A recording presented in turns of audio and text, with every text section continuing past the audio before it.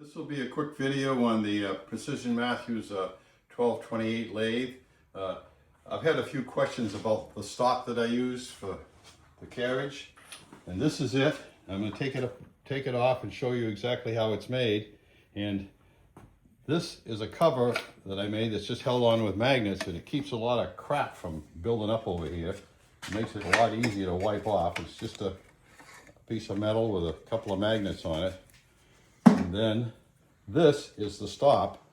It's held on with a magnet also.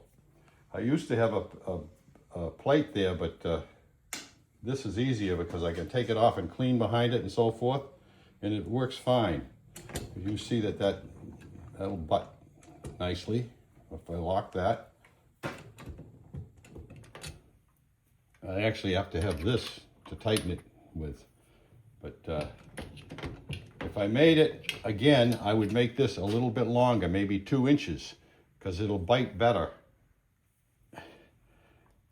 And it won't be as likely to have any give this way. So about 2 inches wide would be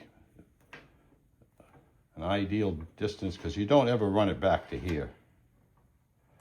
Okay, get this off of here. This is one of those ratcheting, not ratcheting, but it's an adjustable screw lever, so you can push it down and turn it and get it in the right position to tighten. And this piece here just slides along this, engages with that, and actually that should be longer too. I would bring it out to here. You're going to get more leverage. The farther you get this point here away from that screw, the more pressure you're going to get here.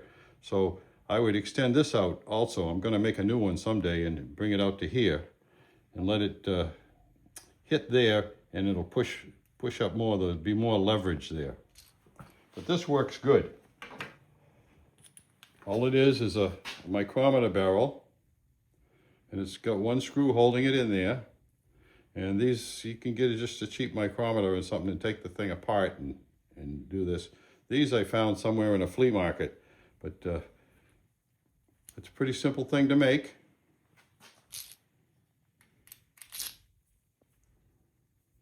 And like I said, the improvements, I should have made the improvement earlier, but I didn't.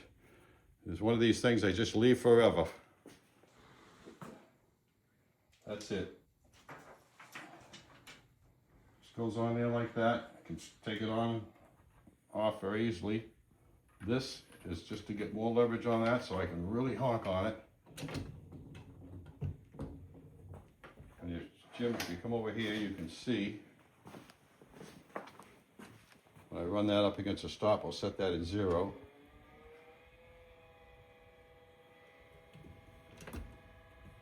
It comes back every time, but if I slam into it, it'll go by.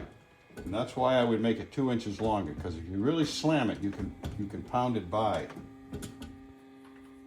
Almost no matter how tight you have it. But if you did the 2 improvements I said, make it longer and make that leverage point out here, it wouldn't do that. But I just come up and just touch it every time. If I zero that, you can hit it pretty hard and it doesn't bother, you know. It comes the same place every time.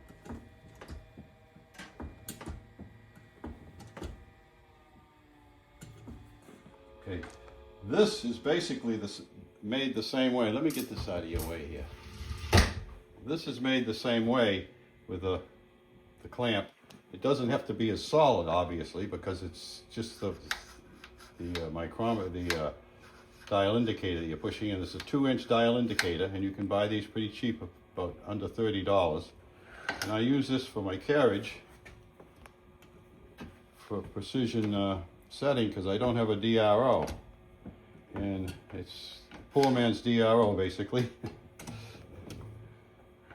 And I use that for precision cuts. You know, I can go in 20, you know, within 1/1000th of an inch with this. And then I usually set the other stop by that. If I have something that I'm doing, say 20 thousandths, I'll set up the stop with this before I cut, and then I can cut up to the stop. Works really good. And that's it. If you like what you saw, please give us a thumbs up and subscribe to the channel. Thank you very much.